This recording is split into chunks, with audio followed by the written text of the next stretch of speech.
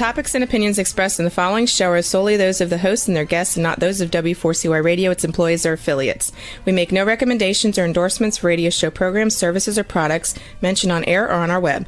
No liability, explicit or implied, shall be extended to W4CY Radio or its employees or affiliates. Any questions or comments should be directed to those show hosts. Thank you for choosing W4CY Radio.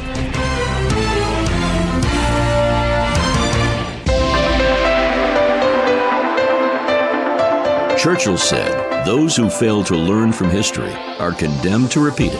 Kevin Hallinan believes that certainly applies to business.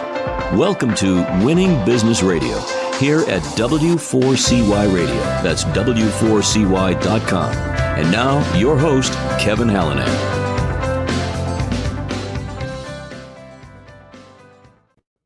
Thank you, everybody, for joining in again today. I'm Kevin Hallinan, and welcome back to Winning Business TV and Radio on W4CY.com. We are streaming live on Talk4TV.com. That's the number 4. In addition to Facebook at Winning Business Radio, we're streaming live there and on YouTube. And after the show, as you know, that's where you can find our content. YouTube, iHeartRadio, Spotify, Apple, pretty much wherever you like to listen to your favorite podcasts. The mission of the show, as regular viewers and listeners know, is to offer insights and advice to help people avoid the mistakes of others, right? To learn best practices. Those are the how-tos, the what-tos, the what-not-tos, to be challenged and hopefully to be inspired by the successes of others. Consultants, coaches, advisors, authors, founders and owners, entrepreneurs, people with expertise. But of course, virtually every successful person that I've ever talked to, at least, has had some form of failure in their lives and careers. So as I say every week, while we all have to get our knees skinned once in a while, I'm driven to keep those scrapes from needing major surgery. Let's endeavor to learn from history so we don't repeat it. I've spent the better part of my career equipping businesses to grow, from solopreneurs to small and medium-sized companies, all the way up to the Fortune 50. I've seen some of those companies win, and to varying degrees, I've seen some fail. I've had the opportunity to rub elbows with some of the highest performing people around and with some who probably should have found other professions.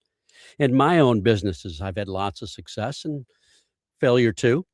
And I like to think I've learned a lot from those experiences. So you're going to hear from me, but mostly you're going to hear from our guests. And today, my guest is Sergiu Simmel, a business growth coach. He guides founders, owners, and CEOs of small to mid-sized businesses and their leadership teams. Here's his bio. Sergiu Simmel is a business growth coach and founder of Get Business Momentum.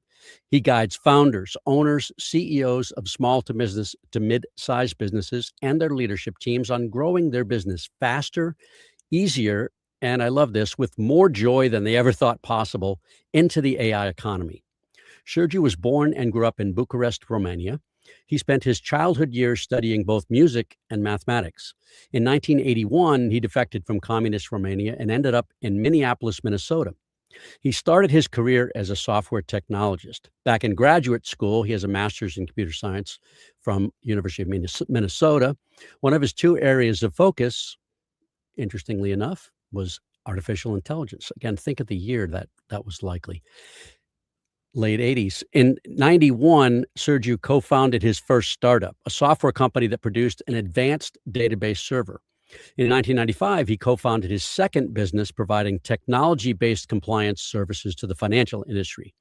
Before being sold about 2 decades later, the company had grown to a $34 million business. In 1998, he created his own practice, serving as a fractional chief products officer for 7 SaaS companies in a variety of industries. And during that period, he founded his third startup, an e-learning company that pioneered the use of teleseminars for providing educational content. In 2013, Sergiu shifted his focus toward business coaching, becoming the first EOS implementer in New England. And over the past 13 years, he's worked with over 75 businesses ranging in size from 20 to 1,000 people, several of whom ended up executing successful exits. While starting with EOS, over time, Sergiu enhanced and enlarged his toolbox to other business operating systems, including Pinnacle, scaling up 90OS, and as well as adding a wide variety of other bolt-on services from Colby to red teaming to executive coaching to positive intelligence. And as a perspective, Sorry. And as a perpetual learner, he's acquired over 10 such certifications. Since 2024, Sergiu has immersed his work into the rapidly changing world of generative AI, developing and delivering several services aimed at both upskilling business leaders in collaborating with AI, as well as an AI consultant guiding SMBs through their process of transforming themselves into AI forward companies through his partnerships with Humans Plus AI and more recently with WSI, a Toronto based AI consulting and training company. His professional mission, as you heard, is to restore joy in humane performance for entrepreneurial leaders. His passion is to impact people with living meaningful, full expressed lives. He lives in Boston. He's the proud father of 2 grown daughters, and he's madly in love with his 2 grandsons. Sergiu, welcome to Winning Business Radio and TV. Thank you so much, Kevin, and I really, really appreciate you having me. Oh, of course, of course. We've known each other for a while. Before we dig in, tell us about your daughters and their families, especially those 2 grandsons that you are madly in love with. Absolutely. So both my daughters live in the New York area. Mm-hmm. They moved there after college. They grew up here in the Boston area, in Mm-hmm. Brookline in particular. And and the 2 grandsons are now 10 and 8, and they are my youngest daughter's kids. So as I joke with them, with my daughters, they have a separation of labor or interests. So my eldest daughter is into dogs, and my youngest daughter is into kids, and and they don't overlap. So you have granddog or granddogs. Oh, I have Yeah. right now. Actually, as of about a month ago, I have 2 new grand puppies. Oh, that's great. We love dogs. Rescues in particular. All right. So you grew up in Bucharest, Romania. Tell us about the area. And I can imagine most people listening are not really familiar other than where it is on a map. Tell us about what it was like to grow up there, especially with regard to living under communism in the former Soviet Union. Hmm. So, Bucharest was at the time, I'm not sure exactly how large it is right now, about a 2.5 million people city. So, significant city. Mm-hmm. I grew up actually in the center of the city, literally. I mean, kind of the equivalent, if people are familiar with Paris, would be like, growing up on Champs-Élysées in Paris, growing up on, I don't know, Fifth Avenue in New York City. And the reason I'm actually bringing up French is that before the Second World War, Bucharest used to be referred to as the Paris of the East, and in part because its architecture was very much inspired. So in fact, if you are familiar with Paris and you go to Bucharest, especially in the parts that have been preserved, you would actually recognize it's almost like you feel that you are in Paris, and to some extent. Now, growing up under the communists, as a kid, I was actually, kind of impervious to that. Mm-hmm. I can imagine. Yeah, I had a very, very loving pair of parents, Mm-hmm. and, both Holocaust survivors. As I started growing up, I realized that that was not quite my place. It was kind of an interesting. So I was in high school actually, and I decided that I have to figure out a way to get out of that. Primarily because of both political. I understanding what that meant, and the constraints of that, as well as some amount of overt anti-Semitism at the time. So it took a long time. I had some family in this country, in the U.S., in Minnesota, as you introduced me. That's why I ended up there. And so it took me about 7 years to get what in the communist countries used to be called an exit visa, and the permission to leave the country as a tourist. And I never returned. All right. So that was my next question.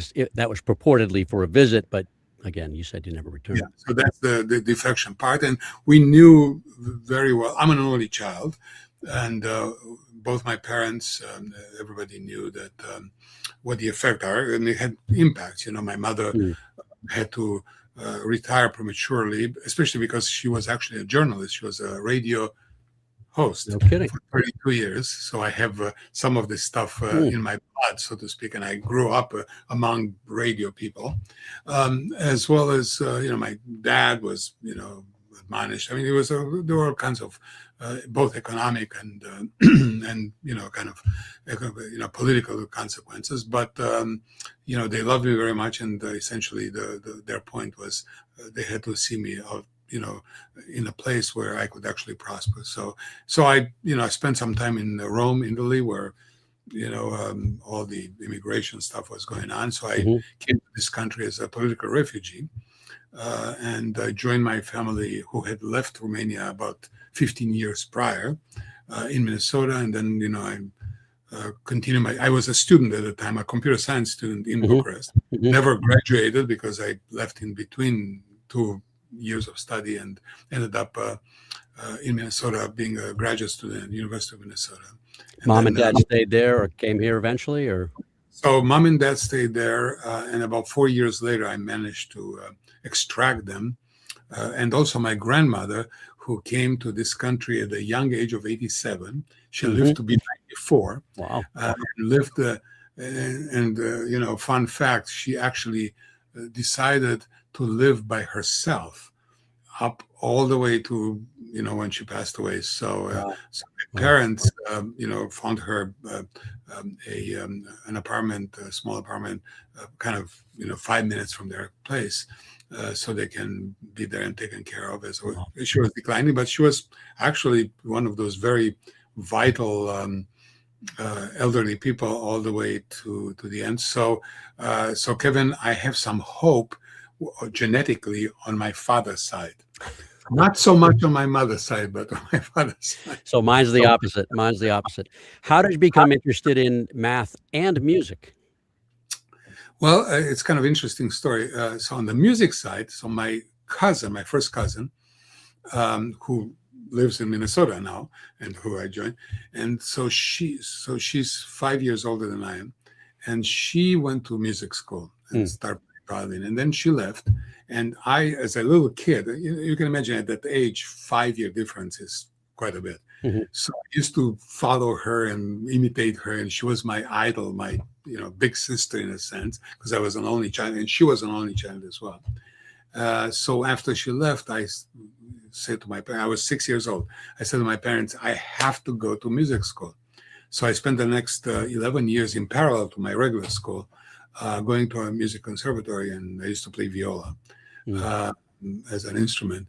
So that was part. And in parallel, my inclinations were towards sciences and math and so forth. So, and I kind of fell in love with the abstraction of math. I happened to be lucky to have very good teachers, and matters a great deal what kind of teachers you have.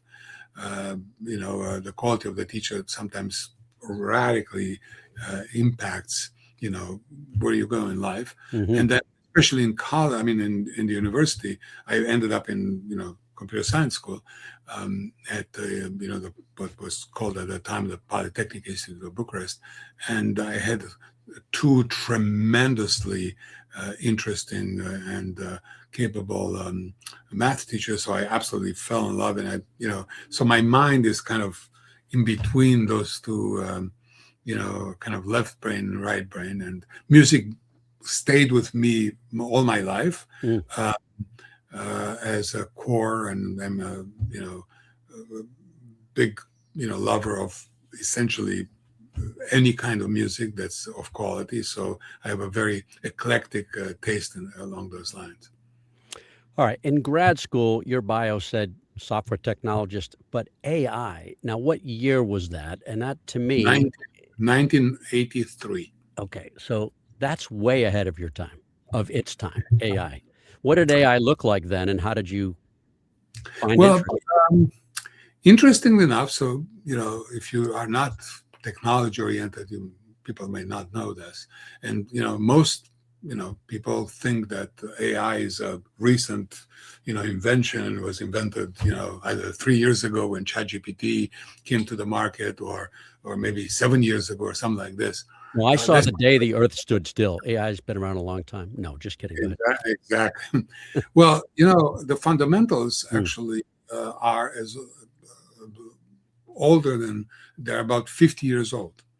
So I remember in graduate school taking courses on neural networks, for example, actually let's call it a part of computer science that is the basis of the transformer, which is the basis of generative AI today. So those things have been actually studied for literally a very, very long time. Now, of course, at the time and for several decades, the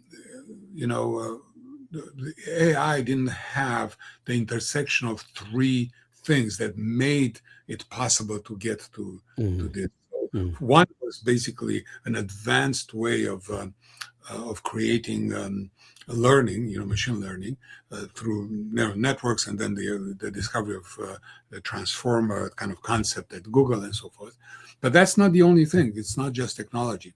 The second important thing that had to be in place is, of course, the ability to have very powerful, very fast computing resources.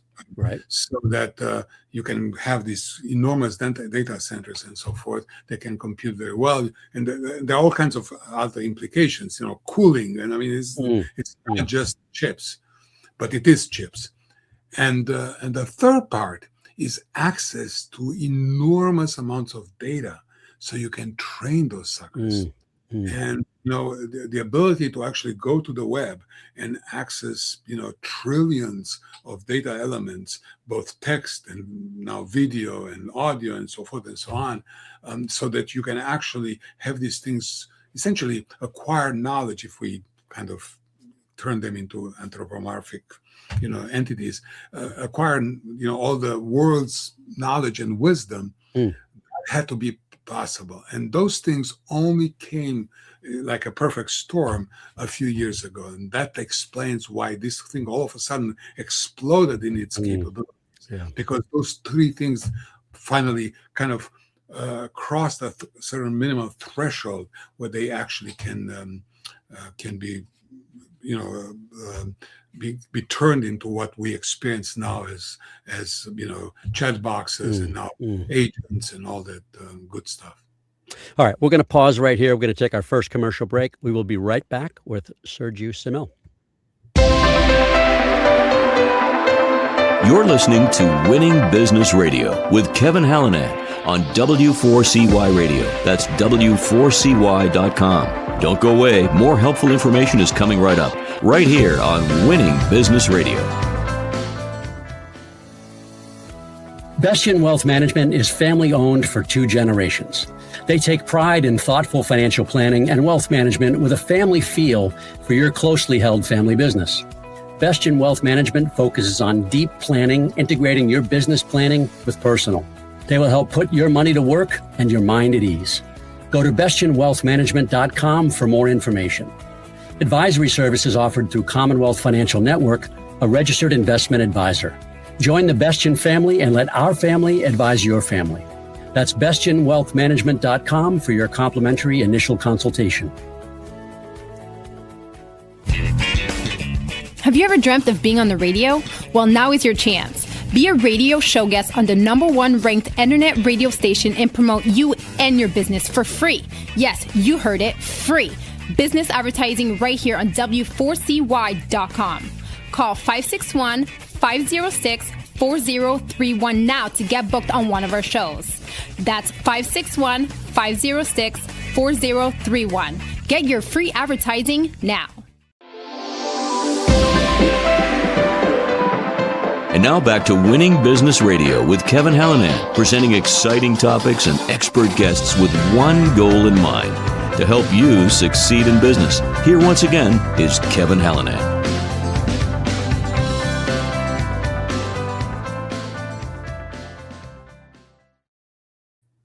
We are back with Sergiu Simmel. I'm going to say AI technologist, consultant, but also the founder of Get Business Momentum. So you've founded 2 companies, actually three, right? And at least one consulting practice. Where'd you get that entrepreneurial bug? Uh, Honestly, I don't know. My parents were Yeah. the opposite of entrepreneurs. Mm-hmm. Mm-hmm. Now, my grandparents were merchants before the Second World War and so forth. So they had, small businesses. Mm-hmm. But my parents had no, entrepreneurial spirit. So I don't know exactly. Maybe the gene skipped a generation or something like this. But I do have actually one thing, and sometimes in life, somebody says some random thing to you, and they will never remember that they actually said that, Yes. Yes. I've and experienced that. then that thing actually changes the course of your life. Mm. So there was this a friend of mine happened to be actually a theater director who was at the time the artistic director of the Guthrie Theater in Minneapolis. It's actually a fairly well-known regional, very high-end theater in the country. Mm-hmm. And we got to be pretty good friends. And some point in time, he said to me, he was much older than I mean, the guy passed away several years ago. He was kind of my parents' age. And he said to me, you shouldn't be working for somebody else. You should be working for yourself. So that was probably 1985 or so, because I was still in Minneapolis. I moved to Boston in 86. Mm-hmm. I probably gestated that sentence for about 6 years, because I started my first business in 1991. And it was one of those crazy moves because, I've been working with a partner who became my business partner for several years on this technology as a side. And, we published some papers and so forth. And at some point in time, we got some attention from Xerox. And they offered to be our own OEM to actually license our technology. So it was my first sale, my first $250,000 sale. And, it was not even done yet. And I decided, this is the time to jump and start something. So I quit my job, and I was working for a startup, actually. I mean, essentially, most of my career, with one exception, before that, I worked for startups, Right. Software startups. And, and then, we managed to actually close the deal. And, I ended up running the company. And my business partner, he was actually more in charge of the technology side. So I'm going to leave it to listeners and viewers to go check out the rest of your bio on LinkedIn, Sure. other companies. But in '98, you started a consulting practice. I just want to point out, Chief Products Officer, and you consulted for 7 SaaS companies. You had a third startup, e-learning using teleseminars was the focus. And then in 2013, you started focusing on business coaching, and you were the first, as your bio said, the first EOS implementer in New England. You've worked with over 75 businesses ranging in size from 20 people to 1,000 people. Tell the audiences what EOS is as an operating system. So the best way to operating system. Sorry. Yeah. So the best way to describe it in a very simple terms is that an operating system is basically those concepts and tools and disciplines that are used to run all aspects of a business. Mm-hmm. So another lens to look at a business operating system is to think about all those things in kind of 4 buckets. There is the people bucket, which, by the way, is the hardest part, as we all know in business. It's called free will. Exactly. So, in fact, I say to business owners, CEOs all the time that, and I challenge them, something that may sound kind of counterintuitive for most people, which is there are no such things as business issues. There are only people issues. And I say to them, bring me a business issue, and I'll sit down and I'll start drilling down to root causes. And I promise you, 100% of the time, not 99, but 100%, will end up of the people issues. Now, there are various kinds of people issues. Mm-hmm. It's ultimately an issue, but and it, from a different perspective, it's kind of a natural thing. I mean, remember, a business is nothing but a bunch of people's energies that are basically aligned to move the business from here to there, to achieve or to manifest a certain vision of the founder or founders of the business. So the people issues, and then there is a strategy issue. Is that essentially who do we serve? How do we serve? How are we distinct from the rest of the market? I mean, the father of business strategy, I'm paraphrasing here, said once that the strategy is not what you do best, is what you do differently than your competition. That's basically makes your place in the marketplace. Because if you are the same thing, that everybody else, you end up in a commodity market, and that's not a small to medium sized business. So that's the strategy part. And then there is, of course, the third bucket is execution. How do you actually turn all these strategies and ideas and whatever and plans into actual practice? How do you create accountability? How do you make sure that things get done, and not only things get done, but the right things get done at the right time, in the right way, and so forth. And then there is the fourth part. Now, the fourth part, some people call it, the financial part or cash. Viewed from the angle of the founder or founders, it's basically enterprise value.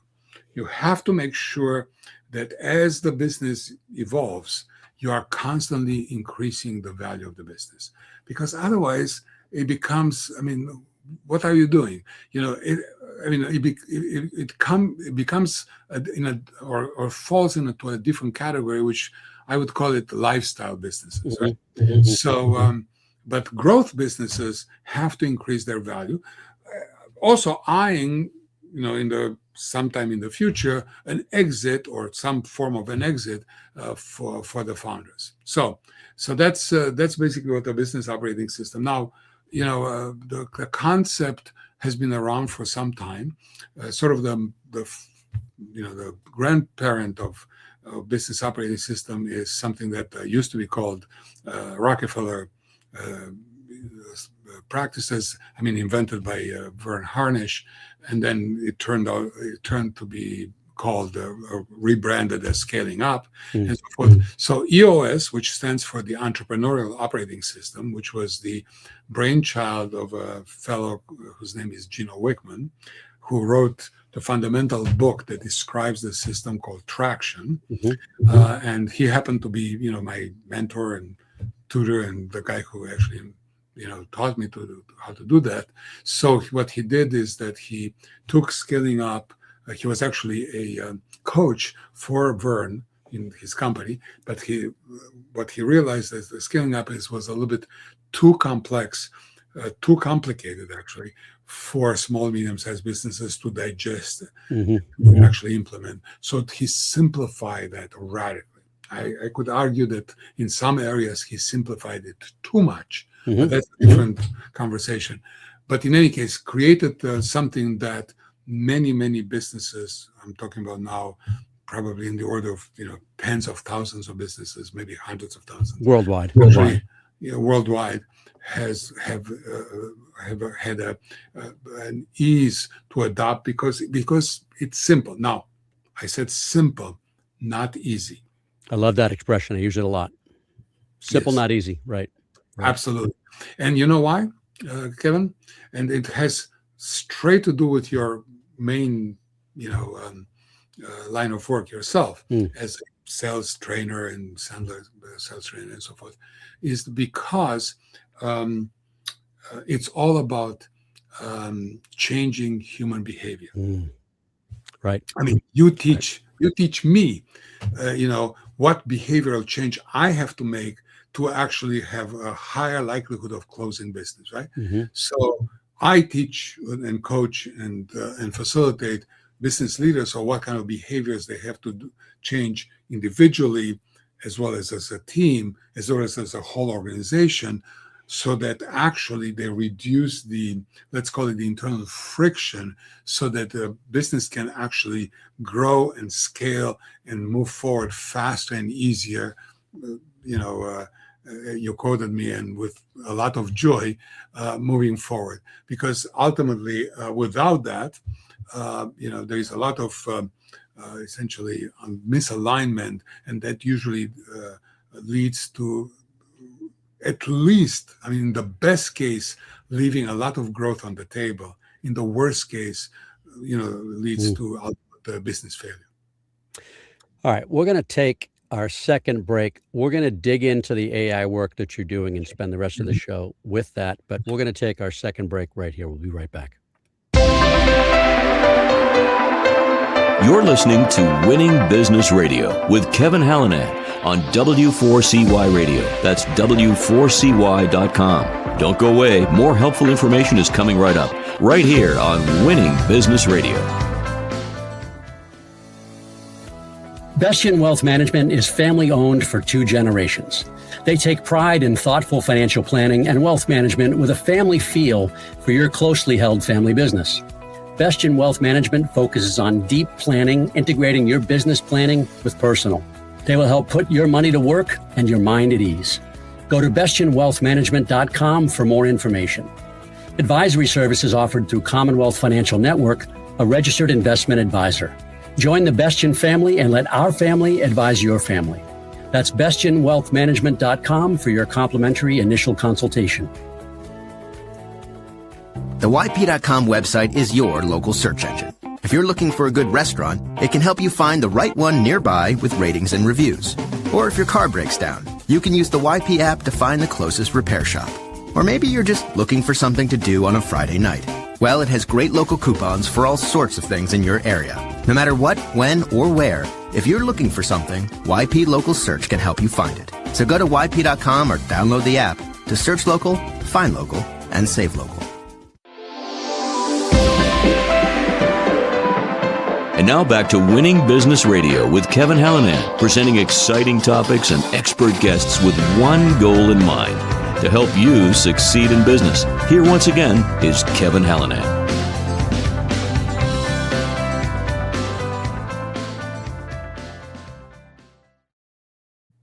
We are back with Sergiu Simmel, AI expert and founder of Get Business Momentum. Talk about, we're going to dig into AI. Define the term generative AI. So generative AI is a subset of AI that essentially performs its behaviors or acts, especially as a chat bot like ChatGPT or Claude or Gemini, by in fact ultimately doing a very simple thing, which is guessing what the next token should be, the next part of a word. So, and people say, wait a minute, what does that have to do? I have rich conversations with this AI thing, and it must know, it has a personality and so forth. Well, all of that stuff is a simulation. It knows what to say next because, 1.7 million people have said the next word the same way. Yeah. And that's all there is, folks. There's no magic there. Because, when for people who don't understand this part of the technology, they experience this as magic. Oh my God, it can have feelings. It's telling me, it has empathy to me. Not so fast. It makes great movies, though. It can do all kinds of things. But remember, for example, the movie part, if you wish, is basically, there are 2 parts to this. Some of it is AI, in other words, understanding your, and I'm using the word understanding in, quotation marks, guessing actually the meaning of your instructions, otherwise context referred to as a prompt, and then giving all that stuff in a description, or creating a richer description to an engine that actually renders the movie. So it's not the AI part or the generative AI part that actually makes the movie. The movie is generated the same way a human would actually render a movie. My 10-year-old grandson is now an expert in putting together little videos for themselves, not with AI, but by literally using his mom's iPhone and taking small videos and connecting themselves and so forth, and putting some background music and so forth.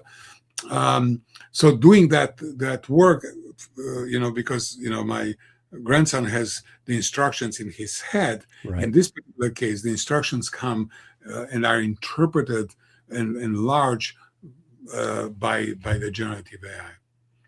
All right. So now let's get to business, right? AI is transforming business. It's either people are on board or they're left behind at this point. What does it look like, though, to transform a business using AI? So it's a very interesting topic. And of course, first disclaimer, it's evolving by the, minute. Yes. If you at least, maybe by the week or by the month. And what I'm saying now may not be valid in September of this year. Yeah. As a reminder, it's April 13th, 26. Go ahead. Exactly. So, for a business to actually, turn itself into what I would call an AI forward business, it needs to actually think of AI. And when I say it, I mean, of course, starting with the leaders of the business and starting with the CEO and going, to the rest of the organization. It needs to think of AI as basically being an infrastructure. And this is the metaphor that I sometimes use to explain this to people is that think of electricity. At this stage, we don't think of running a business on electricity. I mean, it's duh. I mean, you and I are speaking through a screen right now, in this very moment, and my computer and your computer are all plugged into the wall, and there's electricity there, right? And so forth and so on. But in 1905, if you actually ask the manufacturer of God knows what, in northern Massachusetts, since we both live in Massachusetts, in, let's say, Lowell, in one of those mills. Textiles, hats, shoes, whatever, clothing. Exactly. Right. So that they had basically a steam engine that was moving the machinery, and all of a sudden somebody says, well, this electrical thing is going to be better and better and so forth. So, they will make a generator that in the basement of that factory, that would probably be running on, kerosene or some other, fuel that would generate electricity that will feed, and there will be this discussion. Oh my God, we have this particular thing that's moved by electricity and so forth. Well, right now, if you go into a factory and you say, are you guys running on electricity? It would be a totally an idiotic question to ask. Well, it's the same thing with AI, with one exception, that it took about 20, 30 years for electricity to become common in, say, manufacturing. Well, it's taking basically 2 years for this whole thing to transform their whole business world. And here is why, in my humble opinion, because it actually its impact is to transform the way we do work fundamentally. So let me explain for a second what I mean by that at the individual level. You and I have been implicitly trained since we were 2 years old, since we were verbal, that basically when we have a problem in front of us, the implicit question that pops into our heads is, how do I solve that problem? It's very simple. I mean, it's like trivial, right? So in this AI based world, that question has to be changed. And the question that has to be asked instead is, how do I get AI to help me solve the problem? Now, for most people are going to say, well, that's trivial. And to refer to your comment earlier, Kevin, it's easy. I mean, it's simple, but it's not easy, because it's so ingrained in the way we do work that we immediately start using our brain to figure out a solution. And I've been immersed in this work for the last 3 years, and I constantly catch myself starting to do something and then say, wait a minute, why am I doing this? I haven't asked AI how to do this first. So to get me from 0 to, say, I don't know, 70%, 80%, 90%, and then I complete the rest of it. But I can do it much faster and probably better quality, right? So from a business perspective, we need to start thinking about all the way businesses function, and that as you can imagine, brings me back to business operating systems. But we have to reimagine. That's the opportunity to reimagine how we actually run this business, how we operate in all its functions, so that we can actually, the way I put it, augment people's work with AI. And and that requires that we have to, explicitly discover and express the workflows step by step, which is something that most people don't do. You and I do just work. do it. We just do it. We just do it. We don't think about, okay, I'm going to take step one and step. It never. Well, when we want to actually create let's say an agent these days to lift ourselves so that we can be the person the human in the loop, but not the executioner of that, we have to start imagining, okay, so what's my first step? What's my second step? What's my third step? And then they say, let's say a workflow is 12 steps, right? Well, maybe steps 3 to 7 are actually augmented by AI, and 8 to 10 are actually totally delegated to AI, and then the human does just step 1 and step 11 and 12. That's something that requires a certain kind of intentionality at all levels, at every single job, or the way to use EOS terminology, for example, seat in the org chart, in the accountability chart. So I've seen, and I'm sure many have seen, all kinds of videos and read articles, whatever. Most people are using AI like it's Google as a search engine, right? Yeah. Our experience is either related to that, or it's related to calling a large company and getting, a bot on the phone. It's going to do a whole lot more than that. It can really automate any process. Absolutely. I mean, short of, well, no, I guess I will say any process, because it can control machines. I was thinking back to our textile example, but it could run a machine if we tell it the steps to running a machine. Absolutely. And even more so, since I talk to business leaders primarily, CEOs, founders, and so forth, people don't realize that this is not just for the front end workers to get them more productive. Yeah. This includes the CEO, because the CEO, for example, she may actually use only 12% or a small percentage of her time or his time doing the creative work, the strategic work that will get the business from here to there, because it's using a lot of other time doing the mechanical stuff that AI can do it much faster and literally better. Even creatively,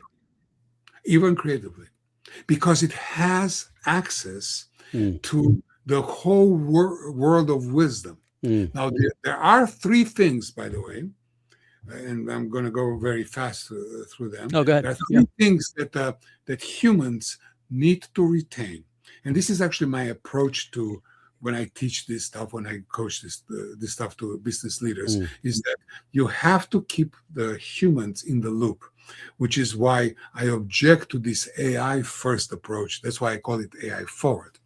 Okay. Because so there are three things. First of all, it's the human is the provider of context. You see, AI can be trained either generally or specifically for your business, even if you develop your own thing, only on matters that have been captured in some form materially, text, video, audio, etc., etc.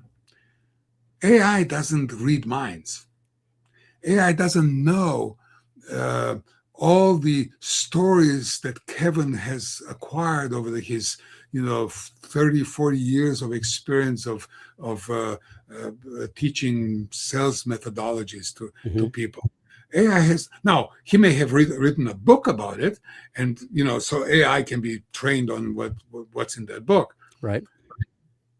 But that only captures only a certain number of things. So when you look at a single business, there's a lot of stuff that's part of that business that's only in people's brains, minds. Let's call that context.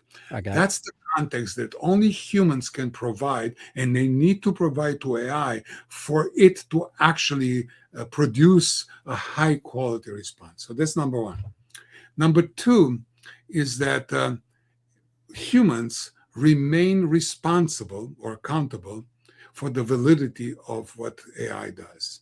So it's not permitted, in my humble opinion again, for anybody, you kind of mentioned earlier, for anybody to say, AI hallucinated, or AI gave me the wrong answer. The same way, by the way, a leader of the team, if one of the team members screws something up, the leader of the team has to absorb that accountability. It's the leader of the team to be accountable for whatever the team produces. The leader of the team cannot say, it's not my fault. It's, employee ABC's fault. So that's, not permissible with humans, and definitely not permissible with AI. So that's number two. That we need to retain that accountability, and we have to actually verify. And there are ways to actually use AI to help us do that faster. But ultimately, to use a quote from a totally different world, the buck stops at the human. Is the third thing, which is judgment. At the end of the day, it's only humans who can say this is good and this is bad. And they should be the only entity in this whole game that have to retain that responsibility. And this particular part, by the way, has huge implications on policy, on government regulations, all this stuff. But it also has implications locally in the side of a business, and how a leader needs to think about how we deploy AI inside of a business. Yeah, this is only my opinion, and we could spend 2 hours on this next subject. We have to wrap up in just a minute, but the government, Congress, is not going to regulate AI. It's going to take too long. It's going to be irrelevant by the time they get around to it. It's got to be more local governance, whatever that's going to look like, right? My last question is this to you, though. I've actually got two last questions.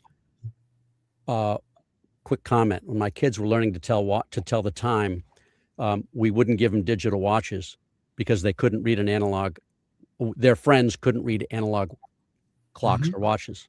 So once they proved to us they could read an analog clock, we gave them the digital.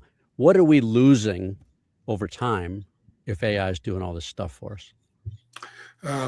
Actually, if we don't approach AI the right way, we may be losing essentially humans' abilities to do these three things that I'm talking about. That judgment mostly.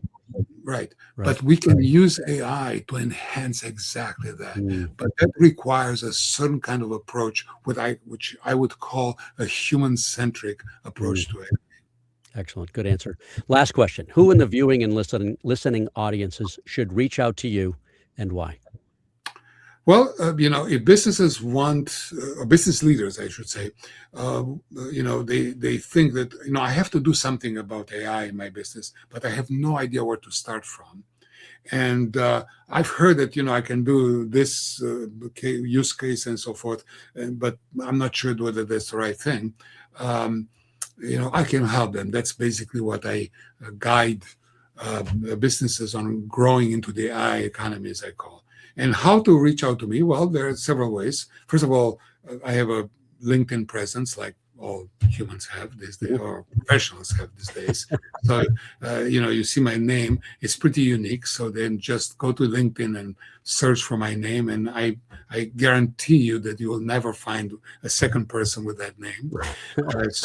So that's what. Or you can go to email me at sss@getbusinessmomentum.com. In one word, getbusinessmomentum.com. And the first part is SSS, which happened to be my 3 initials.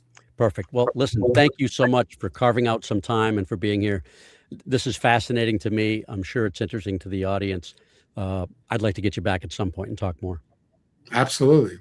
Anytime, Kevin. Sounds good. And thank you, everybody, for listening and watching. This is a show about business and business challenges. If you've got concerns about the sales effectiveness of your company, whether your sales team is you or small or large, feel free to reach out to me on Facebook or LinkedIn at Winning Business Radio. You can drop me a note at kevin@winningbusinessradio.com. Our company is Winning Incorporated. We are part of Sandler Training. We develop sales teams into high achievers and sales leaders into true coaches and mentors. We're not a fit for everybody, but hey, maybe we should have a conversation. Thank you to producer and engineer Juan for another job well done. Thanks, Juano. Be sure to join us next week, Monday, April 20th. We'll do it all again. Until then, this is Kevin Hallinan. You've been listening to Winning Business Radio with your host, Kevin Hallinan. If you missed any part of this episode, the podcast is available on Talk4 Podcasting and iHeartRadio. For more information and questions, go to winningbusinessradio.com or check us out on social media. Tune in again next week and every Monday at 4 p.m. Eastern Time to listen live to Winning Business Radio on W4CY Radio, W4CY.com. Until then, let's succeed where others have failed and win in business with Kevin Hallinan and Winning Business Radio.